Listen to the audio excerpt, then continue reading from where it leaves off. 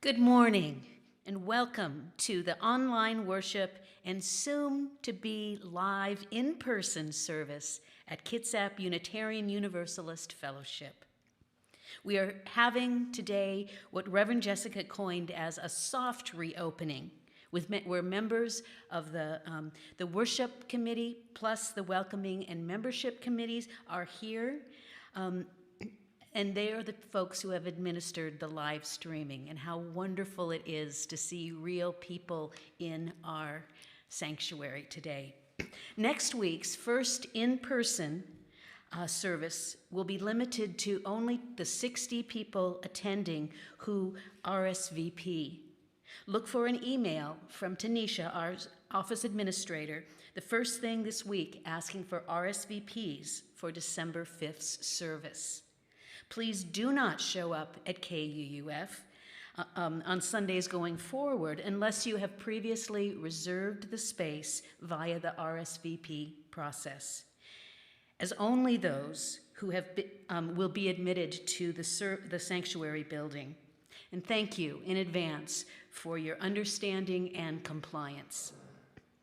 I invite you to follow along on our order of service. All the links for this website, including the order of service, are on the website and in this morning's worship service email. Whoever you are and wherever you come from, for this hour we are here, one gathered congregation, and all are welcome. My name is Lisa Johnson. I think that my husband Mac and I have been part of this community for 25 years or more. I didn't think we were that old, but it has been such an important spiritual home for us, particularly over the last nearly 2 years of this long lockdown and this difficult stretch. Our worship leader this morning is Reverend Carol McKinley, who drove up from Olympia this morning, where she is an affiliated community minister endorsed by the Olympia Unitarian Universalist congregation. She's a regular guest speaker here at Kitsap Unitarian Universalist Fellowship, and we're so happy to have her again today. I'd like to welcome any visitors. Please introduce yourself after the service at our Zoom coffee hour. We welcome everyone to attend our Zoom coffee hour after this service. The link will appear at the end of the service and is printed in your order of service, as well as in the email that went out this morning. You'll need to use the password COFFEE with a capital C to be admitted to the coffee hour. The announcements are available on our website, www.kuuf.org, or our weekly email newsletter, The Candle. Now, Jacob Stewart Caskell will offer our land acknowledgement. Following that, our musical call to worship will be shared on our video, which today is hymn 346 from our gray hymnal, also known as Singing the Living Tradition. Come sing a song with me. The words will appear in the streaming video.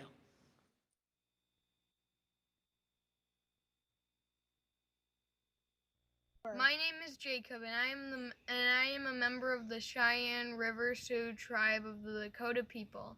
We would like to start today by acknowledging that the land on which we all live is the Aboriginal territory of the Suquamish people. They have lived in harmony with the lands and waterways along Washington's central Salish Sea for thousands of years. These tribes still live here and protect the lands and waters of their ancestors for future generations, as promised by the Point Elliott Treaty of 1855.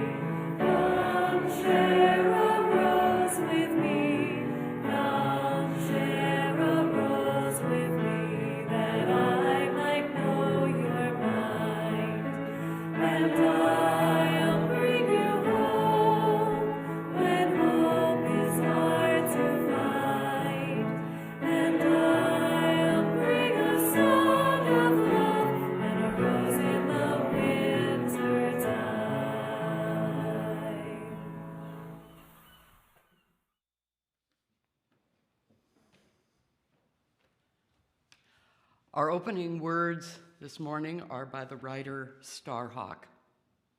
She writes, "We are all longing to go home to some place we have never been, a place half remembered and half envisioned, and we can only catch glimpses of from time to time. Community. Somewhere there are people to whom we can speak with passion without words that catch in our throats. Somewhere a circle of hands celebrate with us whenever we come to our own power. Community means strength that joins our strength to do the work that needs to be done. Arms to hold us when we falter.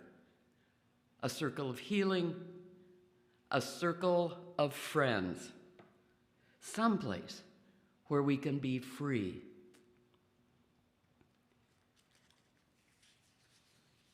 It is so good to be together with you on this Thanksgiving weekend, and also the beginning of the Christian season of Advent.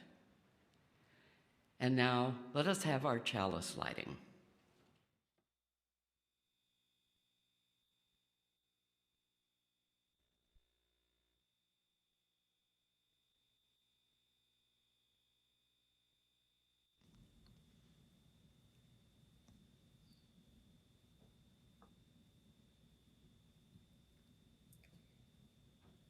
I offer you peace. I offer you friendship. I offer you love. I see your beauty. I hear your needs. My wisdom comes from within. I honor the source in you, and let us work together.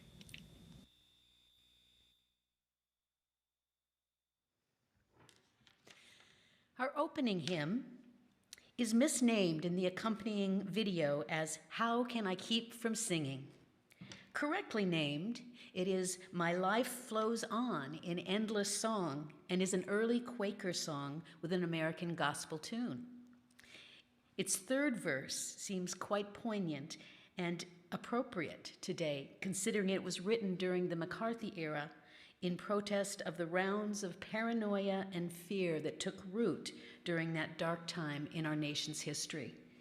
Please join in singing our opening hymn, "My Life Flows On in Endless Song," number 108, in our gray hymnal, also known as Singing the Living Tradition. The lyrics will appear on your screen.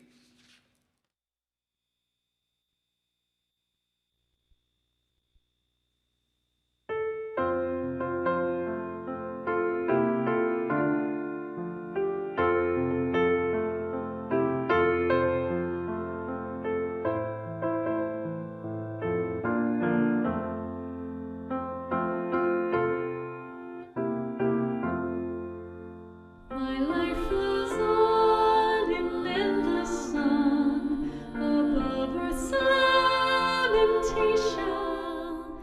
I hear the reel, the far-off hymn that hails a new creation. Through all the tumult and the strife, I hear the music ringing.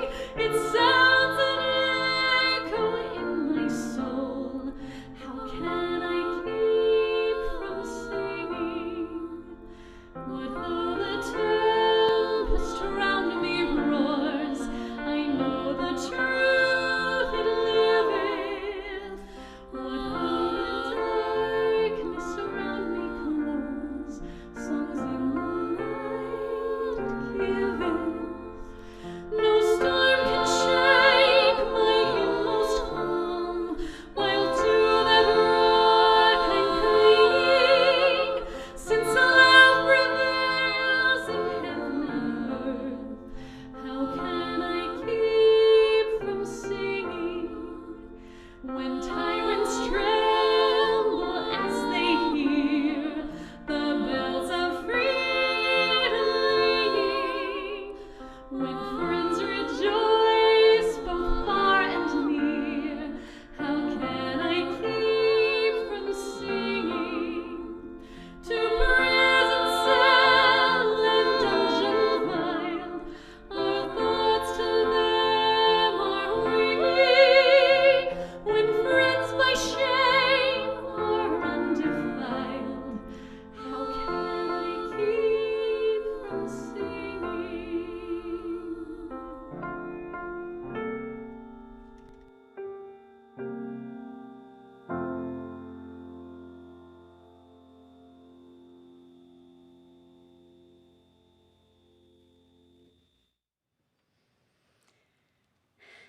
Please join me in the spoken affirmation. The words will appear on your screen.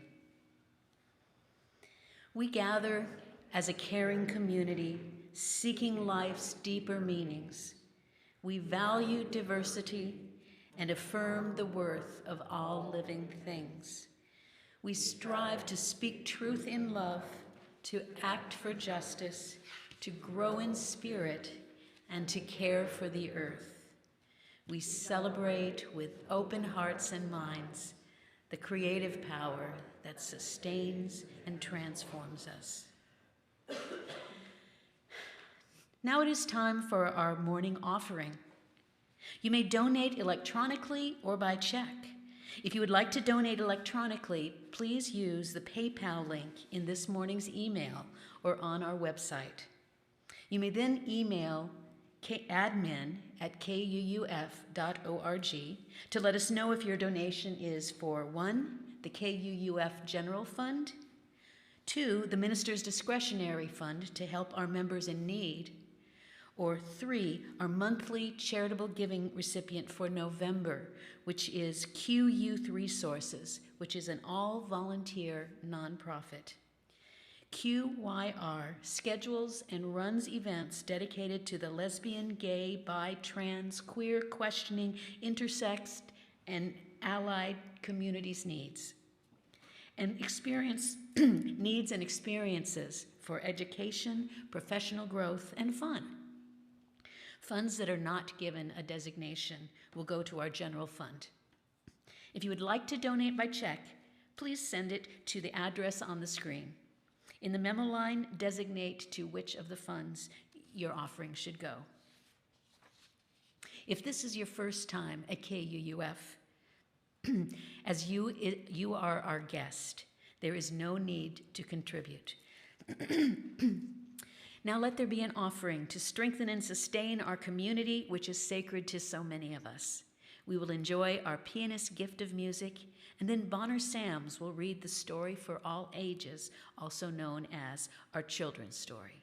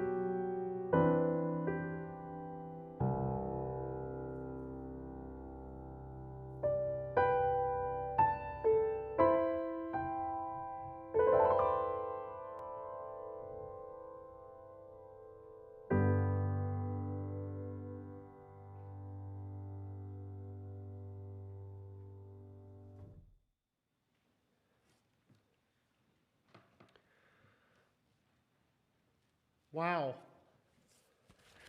Thank you, Brian. And we are so fortunate to have such an accomplished accompanist as Brian Kinney. Thank you once again. So today we are, the children's story, or the story for all ages, it's pretty short, but since there are no children here in the sanctuary, I'm going to ask for some audience participation. So on my cue, all that I need those in the sanctuary to say is the word today. And so can we practice that? Today. That's pretty good. Once again. Today. Nice, thank you. And so today's children's story, or story for all ages, is entitled Good People Everywhere. Today. In neighborhoods all over the world, millions of people are doing very good things. Carpenters are building fences and houses and repairing homes that have been damaged by storms. Today. Dads and moms are cooking dinners for their families, and cooks are working in kitchens, making meals for people who do not have homes. Doctors and midwives are delivering babies and gently passing them into the eager arms of their parents. Teachers are teaching, musicians are opening their hearts and playing beautiful music, and dancers are leaping across dance floors, practicing performances that will bring joy to their friends, their families, and community. Today. People are planting seeds. People are picking fruits and vegetables, and people are driving them to markets all around the world so that you can have a ripe, juicy orange in your lunch. Today. Someone is trying their very best on a test, and a teenager is helping a younger child who is sad and lonely. Today. A small boy is helping a friend who has a skinned knee, and a big sister is holding her baby brother while her mother runs across the street to help a neighbor. Today. Millions and millions of people will do very good things, and so will you. I wonder, what will you do with your day?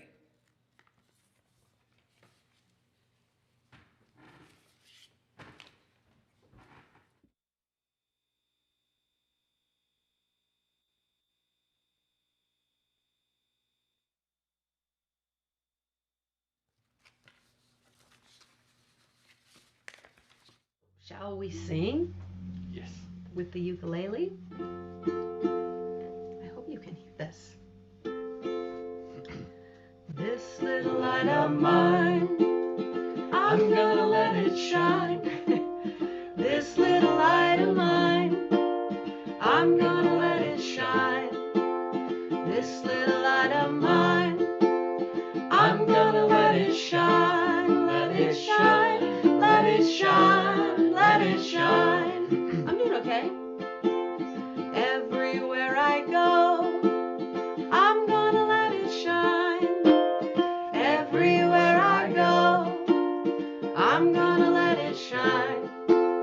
Everywhere I go, I'm gonna let it shine. Let it shine, let it shine, let it shine. All around the world, all around the world, I'm gonna let it shine. All around the world, I'm gonna let it shine. All around the world, I'm gonna let it shine. Let it shine, let it shine, let it shine. Ooh, lost it there at the end of that one. Let's try this. This little light of mine. This little light of mine, I'm gonna let it shine. This little light of mine, I'm gonna let it shine. This little light of mine, I'm gonna let it shine. Let it shine, let it shine, let it shine. Let it shine, let it shine, let it shine. Hooray. Thank you for singing. Now is the time for our joys and sorrows. Though we are physically distanced from one another, our hearts and our spirits remain connected. When shared together, our joys are amplified and our sorrows are lessened. If you have a personal joy or sorrow that you would like shared next week, please click onto the Submit or a Joy or Sorrow link at the kuuf.org before noon on Saturday, December 4th. Or for those attending in person, if they've made their reservations, simply fill out a card in the sanctuary prior to next Sunday's service. We have quite a few joys and sorrows today. First of all, Ellie Klauminzer has a joy. Her joy was the ability to gather once again with family and friends this Thanksgiving and enjoy good company, good conversation, and good food. We have another joy from Kim Stewart for her son Owen's 5th birthday and him being old enough to be vaxxed against COVID-19, which he did with his 2 big brothers this past Monday. Thank you, Owen and Jacob and your brother too. And from Bonner Sam's, a joy is for his squirrel-proof bird feeder that attracts flocks of birds, viewable from his kitchen window and breakfast nook. And Brian Watson and Elizabeth Roberts have concern for their dear friend Hannah, whose health is in jeopardy. We have another sorrow for the loss of our beloved Sterling Fisher, who died this week. It is also a joy that he was a part of this beloved community. Joy for our team of worship committee, welcoming and membership, and tech who have kept our services going for this long run and will start us up again live next week. And a joy for the scientists who worked to create the vaccines that are making us safer. And another candle for those joys or sorrows still too tender to mention.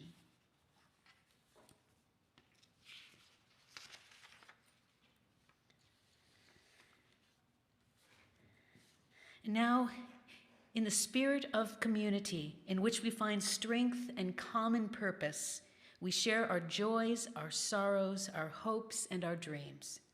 We have turned our minds and hearts toward one another in trust, giving love, seeking comfort, and celebrating together. We are part of the web of life that makes us one with all humanity, one with all the universe. In all the moments of our lives, for those loved ones and events shared this morning, and for those we yet hold the silence of in our hearts, we are truly grateful for the love and support of this beloved community. May the spirit of life and love bring peace to all of us. Amen. And now we will sing Spirit of Life, hymn number 123 in the gray hymnal, and the words will appear on your screen.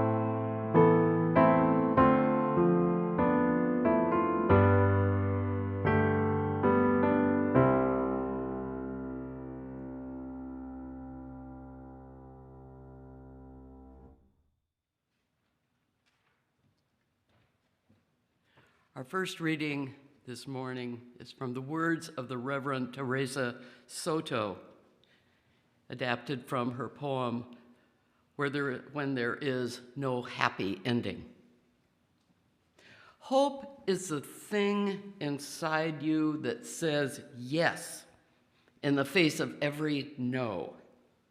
The thing that will not give up is not a magical answer.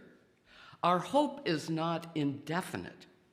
It does not come magically from inside each of us, nor does it exist for ourselves alone. Hope is a practice we create. Just as mastering physical skills takes a lot of training and practice, mastering communal skill takes the need for us to stay at it and do the actions that will bring about new states of being and new futures. We are all in this together means that we choose each other over and over as communities of hope. Maybe we will repeat it often. Changing our reality often takes more than one try. We are in this together. Thank goodness. Let us be together for a moment of silent reflection, followed by the post-reflection music.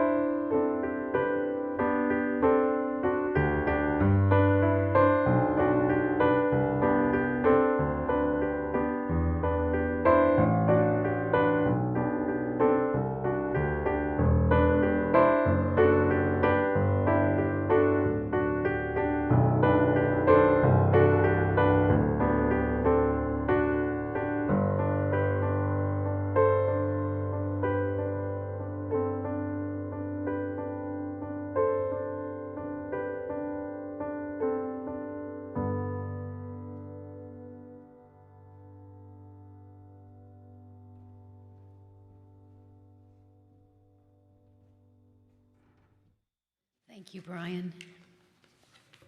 Our second reading is Let Our Hearts Be Open, adapted by A. Powell Davies. None of our private worlds is big enough for us to live a wholesome life in. We need the wider world of joy and wonder, of purpose and venture, of toil and tears. What are we, any of us, but strangers and sojourners, forlornly wandering through the nighttime until we draw together and find meaning of our lives in one another? Dissolving our fears in each other's courage, making music together, and lighting torches to guide us through the dark. We belong together. Love is what we need, to love and be loved. Let our hearts be open, and what we would receive from others, let us give. For what is given still remains to bless the giver when the gift is love.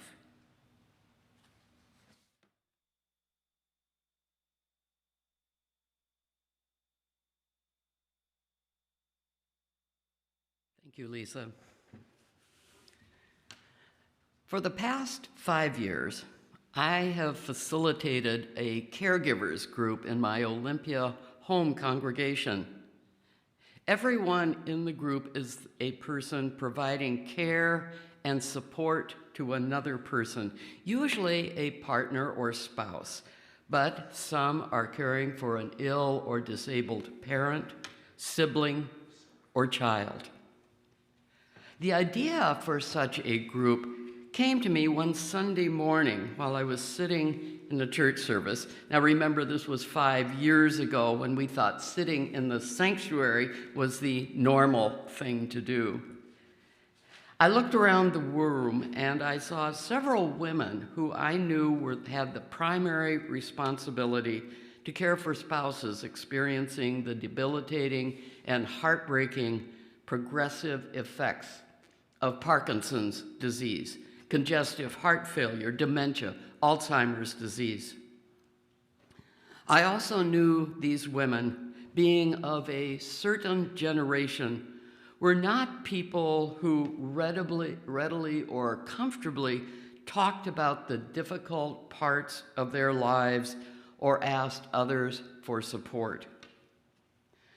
That afternoon, I called 3 of those women and asked if they would be interested in getting together with others to share how they were coping with the wide range of chronic physical and emotional difficulties that they faced every day. I suggested, too, that the group could be a place for sharing helpful resources with each other. Everyone, thankfully, said she would welcome being part of such a group, and so caregivers began meeting monthly. Since that time, more people have joined. Several have lost partners to death, but they continue with the group. As one woman said, "I graduated from caregiving, but this group, which knows me so well, became the place where I could share and process my grief as Jack's health declined. And I continue to stay in the group because I may be able to offer others some comfort or help." So Caregivers is now called the Caregivers Grief Group. Those original members are still part of Caregivers, sharing their profound feelings and experiences of loss with those who will inevitably face the same transition. Occasionally, we have a guest speaker from the hospice organizations or the Area Agency on Aging who come to share resources their organizations offer. But most of the meetings are simply informal gatherings with lengthy check-ins, offering deep listening and compassionate presence. The members know they cannot, with each other, provide solutions or cures, but they can give their understanding and loving support during a difficult time.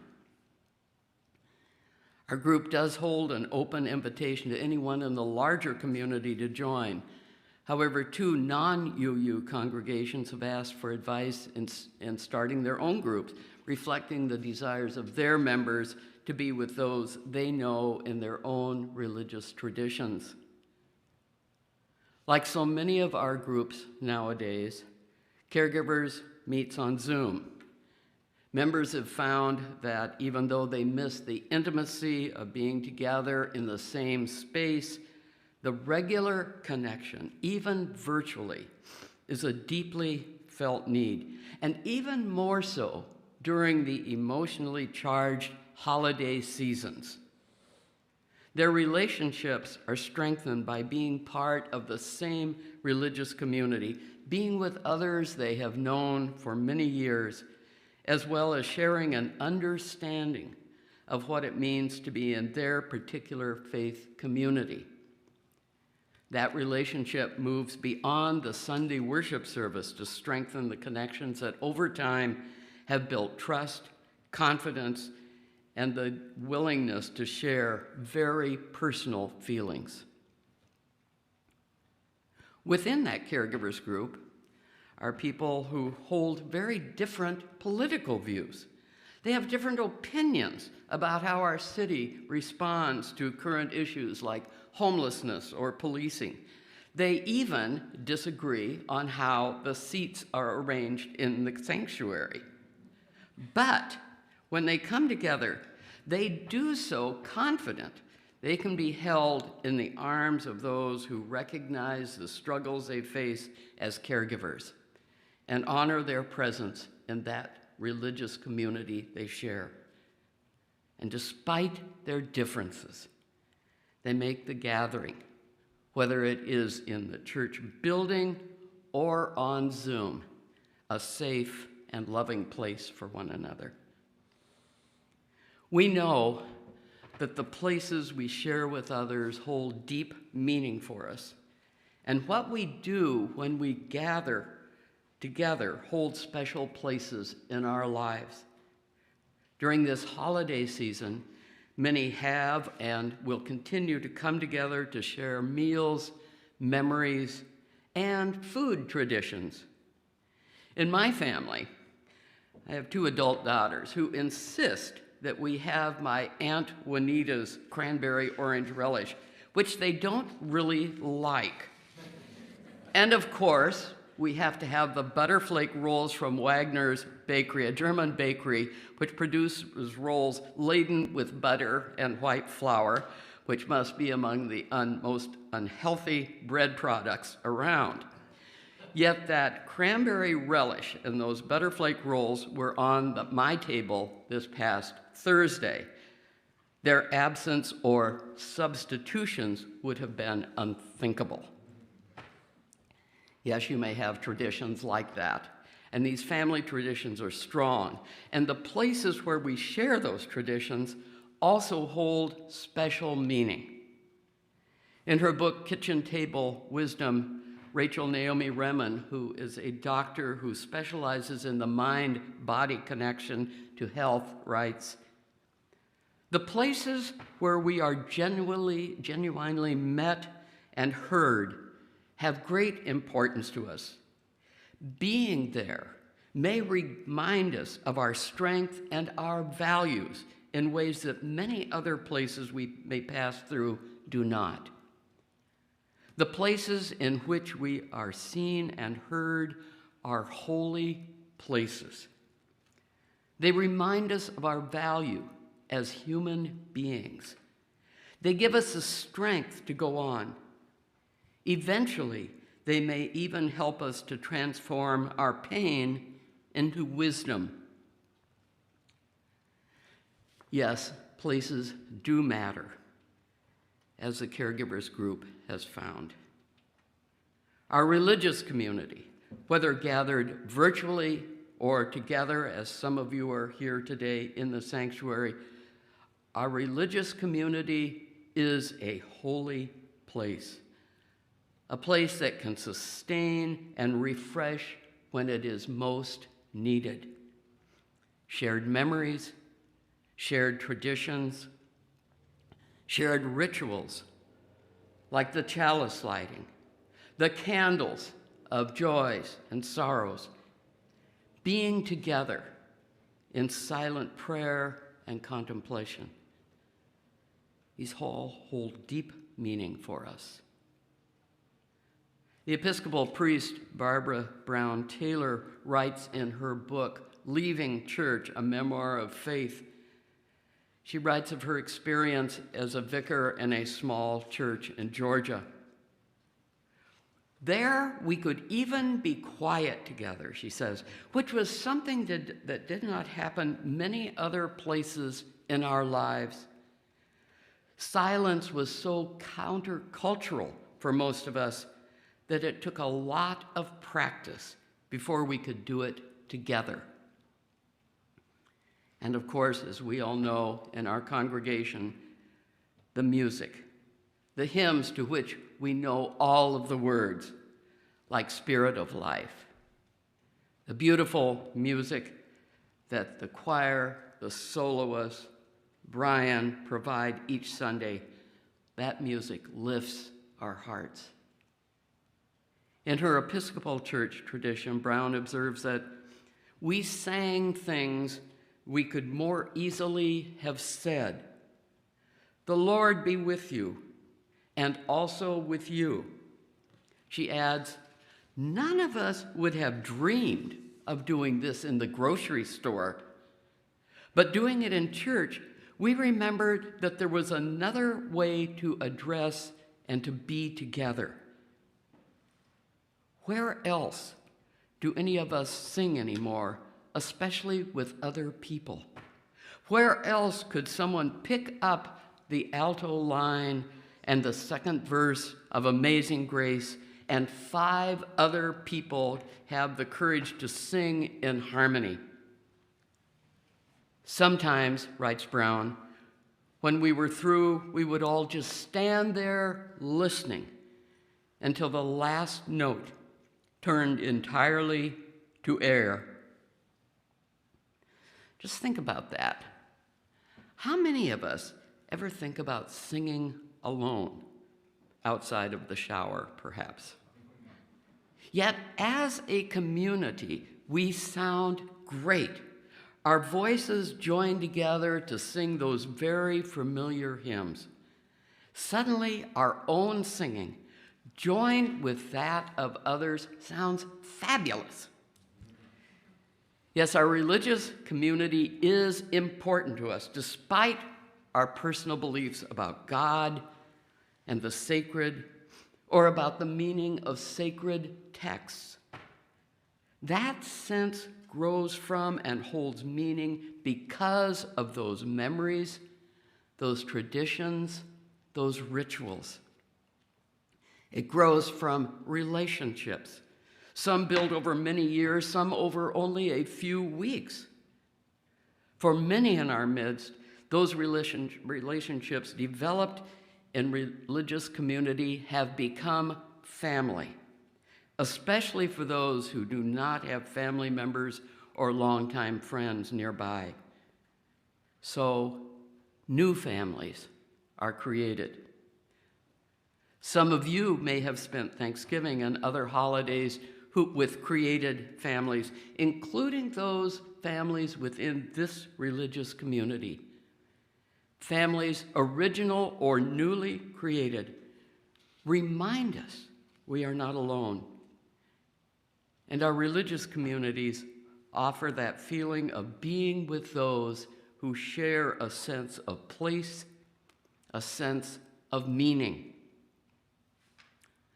As much as we ministers and speakers would like to think people come to church only to hear our sermons, we know that what draws and holds most people to a religious community is not content, but connection. The connection we feel when we are together, singing, praying, working with others to organize not only the services, but the special events, like the auction you had earlier this month. Then you come together to participate in the auction festivities, even when they are online. The connection you feel, and when you come together to honor and celebrate the lives of those you have lost, as you did at Flory Brazier's beautiful memorial service 2 weeks ago. One minister called that connection the secret sauce of her religious community. As you know, we UUs are pretty good with words, but I think we are even better at building personal connections with each other and with our larger worlds.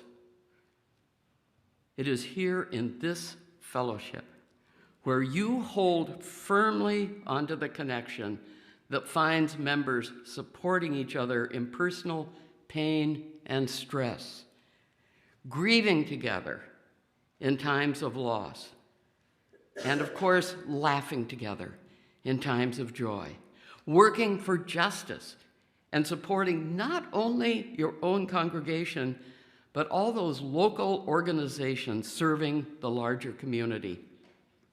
And yes, you worship together. Sometimes we feel more disconnected than connected with our community, and perhaps no more so than during this pandemic that must, for the safety of all, we must be apart physically. And yet that secret sauce continues to work its magic. Each of you, each time you come together for Sunday services or book discussions or any of the myriad meetings that seem to happen in church, you are connecting and reconnecting with each other. Without doubt, this pandemic has given us a renewed appreciation for the incredibly important role touch plays in ministry. Members of the caregivers group have said how much they miss the hugs each other had shared, but now they're doing the sharing virtually. They have learned, at least for now, to hug each other virtually with their empathetic listening. And even though virtual hugs don't quite fill the need for everyone, many creative and persistent efforts to build and sustain relationships remain the same. Sustained by hope and faith, our congregations continue to worship, learn, and serve the communities around us, and also learn how to care for each other, sometimes in new ways. After all, this is what Kitsap UU Fellowship has been doing for decades. And how we do these things may change, but the core remains the same.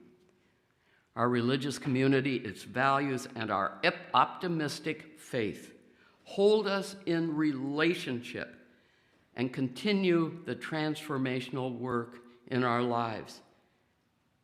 It encourages us to work for justice and to see beyond life as it is to life as it can be. Yes, we are indeed living in changed times. As much as we would like our worlds, our lives, our religious communities to remain the same, they do not. And the past 20 months have proven that point. The UU minister Manish Mishra Mazeri put this paradox into her poem, Nothing is Static, which reads in part, the ground shifts, sometimes slowly, sometimes like an earthquake, reminding us that the solidity we often love and seek is an illusion. But what is not an illusion is this place where we come together. Why religious community? Because it matters. It matters that each one of us is part of it. It matters that we are working for change in ourselves and in the world. It matters that our souls and spirits are renewed when we come together. It matters that we recognize that change will always happen and that it's best to keep our options, our minds, and our hearts open to new possibilities, new ways of doing what we have always done. It matters when we remind ourselves that all this community asks of us is to give our best to each other and our best to the world. Church is not a stopping place, but a starting place for discovering the sacred in this world. It's the place where people gain a feel for how the sacred shows up, not only in ancient scripture or in the words of thinkers or poets, but also in our neighbors, in those mysterious strangers, or in the stillness of the forest, the glory of the sunrise. The author Dan Wakefield, in his book Returning, reflects on his relationship with his Roman Catholic community. He writes, "Going to church, even belonging to it, did not solve life's problems. If anything, they seemed to escalate again around that time. But it gave me a sense of living in a larger context, of being part of something greater than what I could see through the tunnel vision of my personal concerns. I now," says Wakefield, "look forward to Sunday because it meant going to church. What once was strange now felt not only natural, but essential." He continues, "What are we, any of us but strangers and sojourners, forlornly wandering through our nighttime together? Yes, we do belong together.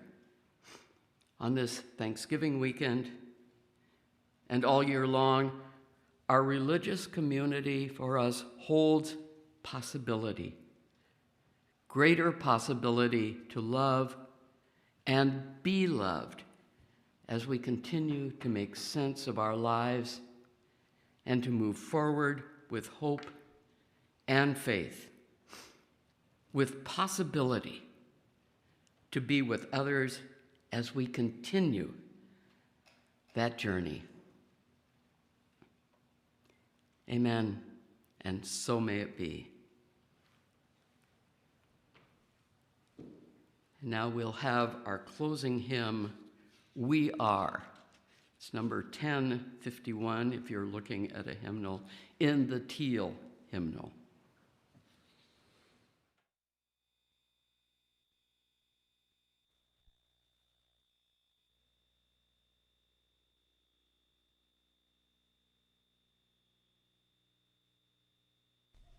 For each child that's born, a morning star rises and sings to the universe who we are. For each child that's born, a morning star rises and sings to the universe who we are. For each child that's born, a morning star rises and sings to the universe who we are. For each child that's born, a morning star rises and sings to the universe who we are. We are our grandmother's prayers, and we are our grandfather's dreamings.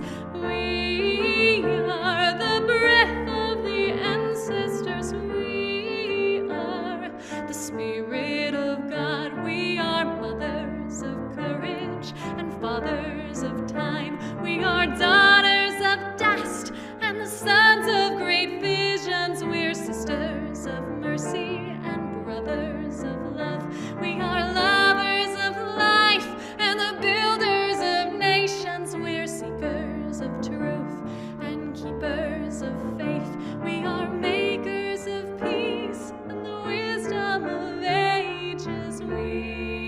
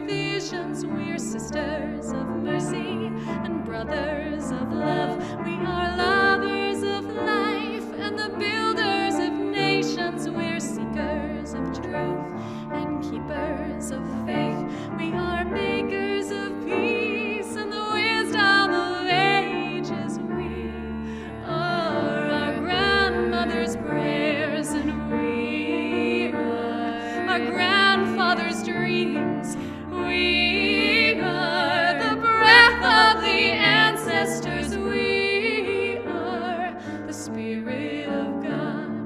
For each child that's born, a morning star rises and sings to the universe who we are. For each child that's born, a morning star rises and sings to the universe who we are.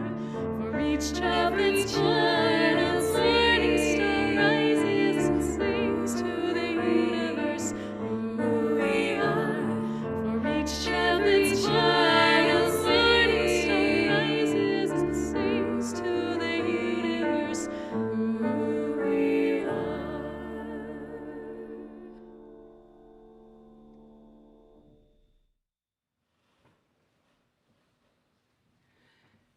As Bonner extinguishes our chalice, we close with these words of the Reverend Leslie Takahashi. Here, in this place of peace, may we find hope. Here in this place of connection, may we find life-giving community. Here in this place of rest, let the unrest of our hearts turn us toward justice. Here in this space made sacred by memories of connection, let us each feel ourselves part of the new that grows from the old in the spiraling unity of the years. Amen, and so may it be.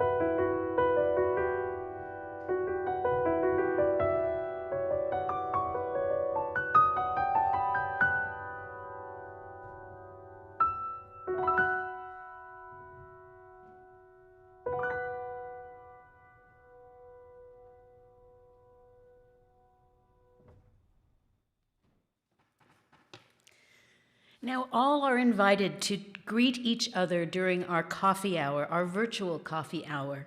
The link to join is in this morning's email, and the top secret password is coffee with a capital C.